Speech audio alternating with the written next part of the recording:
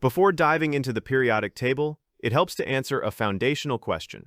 Why are we even studying chemistry? To understand why, imagine life as a high-stakes card game where Mother Nature is the dealer. The veterans, bacteria, and viruses have been playing this game for millions of years. They know every trick, shortcut, and rule. Then a newcomer. Humans showed up relatively late to the table. For a long time, we didn't know the rules, which meant we kept losing, vulnerable to diseases without any idea how to fight back. The turning point? For centuries, we played blind. But eventually, humans decided to start writing down the patterns.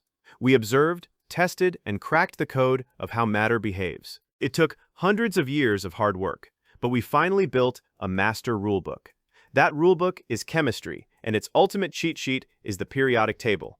Armed with an understanding of these atomic rules, humans could finally develop the medicines, tools, and technologies to level the playing field against bacteria and viruses. That is why we study chemistry. It gives us the foundational rules to understand how the universe works and how to thrive within it.